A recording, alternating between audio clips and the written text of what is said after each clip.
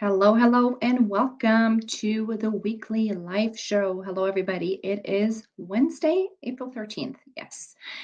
I hope that you guys are having a good start to the day. I apologize. I had to move this live to 11, and I think I might even keep that time because it just works a little bit better for me in the morning. There's a lot going on with the new puppy and the girls and all that kind of stuff. And my own workout. So I need to get my workout in every day because otherwise it'll affect me um, mentally, even and physically, of course. And I'm just not as focused. So I really want to make sure that I get my workouts in um, for 4 days a week. And yeah, and so if I have to shift things around a little bit, that's what I do because that is important to me. And maybe that's another thing that we can talk about in a different live session is about setting boundaries and how that is really, really important for you as well. To create the days so that they are actually serving you with your autoimmune so that you can become the best version of yourself, um, however that looks for you. Welcome, everybody. I'm glad you're here. So, if you are hopping on live, let me know who you are. Give me a wave. And if you're catching this in the replays, please hashtag replay. And I know who's actually watching this video and hopefully learning a little bit. So, I chose this topic about workout and exercise because it is something that a lot of women are struggling with in autoimmune. And I myself struggled with workouts and exercise a lot. I actually didn't see myself as somebody who's very athletic at all. Back in the days when I was a kid, I was always picked the last on the team because I was just not sporty, or really what happened is I didn't see myself as being sporty, so I never really put that effort in. Um, and this is really something that I want you to, if you take nothing away from this session, I want you to take this away from this session is it all starts, everything that you start to change in your life, that you're implementing in your life, starts with how you are observing yourself, how you're viewing yourself as. If you are um, only going into exercise and workouts because the outside world is expecting it from you or tell you that you have to, this is not going to work for you. You will have to embody that workout and you have to embody the notion of this is actually good for me and I love doing it and I see myself as somebody who's enjoying workouts. So that is really, really, really, really key. It's really important because working out and you know, making exercise part of our lives is going to become our part of your lifestyle and part of your identity too. And so it's important to pick the exercise that is working for you and that you can envision yourself doing on a regular basis. And this changes, right? So nothing is ever stagnant. This will change as well as you are getting fitter, as your body is starting to feel better. As once you have more energy, you might be even going into different types of exercises. For those of you who don't know me, who are new here, welcome. My name is Cordula. I'm a certified holistic nutritionist. I was diagnosed with Hashimoto's 11 years ago, PCOS also around the same time frame. And I stepped out of the corporate world in order to run my own business and support other women with an autoimmune that are struggling to start thriving with an autoimmune. And I'm also the creator of the Autoimmune Thriver Method, which is my signature program and which I am guiding my clients through. So let's talk about how to know which exercise serves you and how to support it nutritionally. Okay, so those two topics are really important if you are starting to think about working out and exercising, which everybody really should think about. I don't like the word should. That puts a lot of pressure on somebody, but exercise and workouts is going to be very, very helpful for you to really start to bring balance back into your body. And that is because of blood sugar. It helps you to regulate your blood sugar, which a lot of you guys in here are having struggling with. So exercise will be very helpful in regulating your blood sugar, which then will lower inflammation in your body as as a direct result. So, how do you know which exercise serves you? So, number one, I want you to assess your situation. First, anything that you start doing is anything you start doing in your health in your life, you should assess yourself first. You should assess where you are at right now, where your body's at. You can't just pick something and jump right into it. You're going to probably kill your adrenals very quickly. Also, like I just said, like a minute before this, is you will have to envision yourself doing it because what you're picking for yourself is going to be part of your life for a little while. And you will have to envision yourself enjoying the workout and the exercise. If you're going into something that is just, you are going into it because the outside world tells you this is the best for you to do, but you don't like it, you can't embrace it, it's not going to work for you, and you rather not do it at all. So how do you know which exercise? Okay, ask yourself these questions. Number one, I always tell my clients before you start something, ask yourself questions. Know exactly where you're at. Number one is, have you been exercising before your diagnosis and your symptoms showed up for you strongly? Were you active? What type of exercise have you been doing prior? What did you like and what did you not like? Let me just go in the comments just to make sure that I catch the comments here. Yeah, good morning. Let me see who's on because I can't see you on StreamYard unless you give me permission. So let me just see who is on here. Um, and then I can actually say hello. Okay, groups. Where am I? Here we go. Here I am. Okay, perfect. Kim. Hey, Kim. How's it going? All right. Awesome. Okay. So Kim actually would be a great source to talk to. Yes. She is a fitness fanatic and she has done a lot of work around fitness. Actually, I just before I went on here, I thought, there's quite a number of fitness experts in this group. And so it might actually not be a bad idea if I brings some of them on who can actually kind of like in a workshop setting for you guys to have them show you specific exercises that you can easily start incorporating at home. Just throwing that out there. That just came to me like the minute before I started this video. So you will have to assess yourself and say, have you been exercising before? So when I started, I'm just going to bring in my personal story a little bit to make it more relatable to you.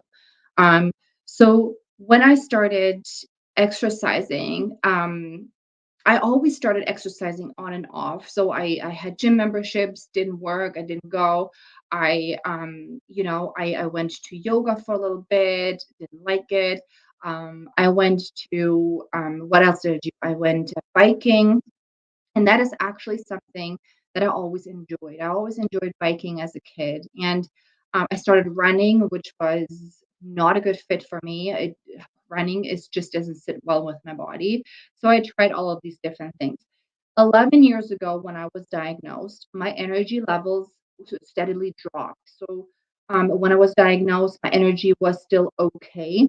But over the course of the 5 years that came after the diagnosis, my energy levels consistently dropped and dropped and dropped. So it was very difficult for me to even think about moving my body. And so I basically I felt bad about myself, and then also I felt like guilty for not moving my body at all. And so I thought, okay, I'm gonna go all out, and I'm gonna start running. And so I started running, and my adrenals just crashed. I could not recover from the running for days on end. And this is your first flag. If you have not been exercising before your symptoms showed up for you, you will have to go very slow. You will have to find an exercise that is actually introducing your body to movement again, and that cannot be running or any high intensity workouts. Later on, maybe, yes, but in the beginning, absolutely not. You will have to start to find ways to introduce movement back into your body that, acknowledges the place where you're at and also your energy levels. However, having low energy levels is not an quote unquote excuse for you to not move your body. Okay. There's always times to move your body and ways to move your body. So I will give you some examples of how you can start incorporating that into your daily schedule. Okay. Set your timer 30 minutes before you typically wake up. In the 30 minutes, and that's all that you need, right? 30 minutes, 20 to 30 minutes. Make yourself comfortable on the floor and start a stretching routine. Or what you can do is you can do planking. Start even with just like 30 seconds of a plank and then go into one push-up. And that you can do in the morning, in your bedroom, in your basement, anywhere. You can start to incorporate push-ups in your house wherever you are. And Kim, if you're still here live, maybe you can also comment and maybe if you have other ideas, please share with our audience here because you know what you're talking about. So this is actually how I started doing it then. After I tried my 30 try to I go like all out 30-kilometer bicycling, 5K running all at once from zero to like 5K. It didn't work. So I literally started with resistance training at home. I got myself those resistance bands and I started to just pull my arms apart just to start to build muscle. And this is really key number 2. What you're trying to achieve is you want to try to build muscle above anything else when you have chronic inflammation. Because chronic inflammation, one of the biggest triggers to chronic inflammation is blood sugar imbalance, it's insulin resistance. So what does that mean, right? It means that your because of your insulin resistance, your energy is stored in your liver. And you want to really make sure that when you exercise, is that you are building that muscle to help your metabolism because your muscle is an active tissue. It's actually it's metabolizing sugar for you. So sugar is being stored in the liver, but also in your muscles. And so if you are starting resistance training at home, you will start to build that muscle that will help you metabolize. Okay. So we have here yoga, Pilates, walking would be the best to start with something lower impact. Yes, absolutely. And I was actually going to talk about walking a little bit. So honestly, the best thing you can do, hands down, is start going for walks. So walking is the one exercise, and it's amazing. There's so many studies on walking. It's incredible. Walking is the one exercise that almost moves every single muscle in your body. So it's highly effective in terms of exercising all your muscles in your body, and you can scale it to wherever you are. So what is recommended in the walking area though in terms of supporting your health and burning energy is that you get to a point where you actually break a sweat. So however fast that means for you, but if you are getting to a point, so not just strolling but really go into it sort of like a power walk so that your body's starting to sweat so that your heart rate goes up a little bit but still under control so that you're not killing your adrenals. That is one of the best exercises that you can do to get started, and then combined with like planking, right? Do like 30 seconds of planking to build core strength and to build muscles in your core um every day. So But if you have been exercising before and if you feel as if you need more, and if you feel that, you feel as if you want to go a little bit more intense, that is okay too. My suggestion is always try to listen to your body. So I have a few clients who are actually they are loving the high intensity classes. Um, and the spinning and all of that kind of stuff. But the issue is that you will have to be very, very in tune with what your body's telling you. So if you are going into a high intensity class and you come out and you feel great, but then 3 hours later you crash because your energy levels are not there, um, then you will have to scale things down. You will have to get rid of the spinning. You will have to scale things down so that you can recover quickly. If it takes you 5, 6, 7 days to recover from that one workout that you're doing, you have done too much. Your adrenals are not in a place where you can actually sustain that type of exercise. Then what's happening in your body, you're actually increasing inflammation because you're increasing cortisol output. You're increasing cortisol output because you're stressing your body physically, which can absolutely lead to higher inflammatory markers. So that is something that you have to watch. Um, Bicycling is really a nice exercise as well. So, especially if you live in an area where it's warmer, bicycling is also really nice. It's low impact and it's a little bit of cardio, gets your heart rate up, it's scalable. So, what I always like to do is, things that are scalable, right? So, or swimming.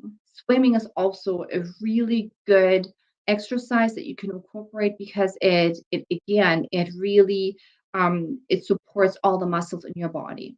All right. And the last one that I really want to address here is weights.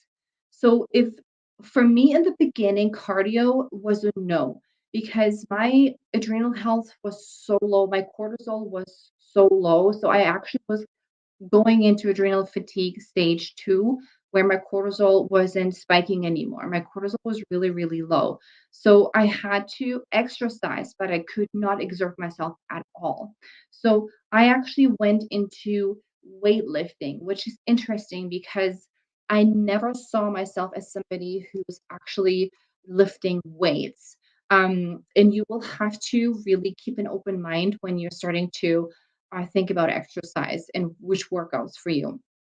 So it doesn't have to be heavy, but it has to be like, you know, um, heavy enough so that you're actually strengthening your muscles and that you find the resistance of the weights. So whether that's dumbbell, whether that's dumbbell work, or whether that is barbell work, don't be afraid of weights. Weights are great because they're really building your muscle, which will help your metabolism and can really help with blood sugar regulation.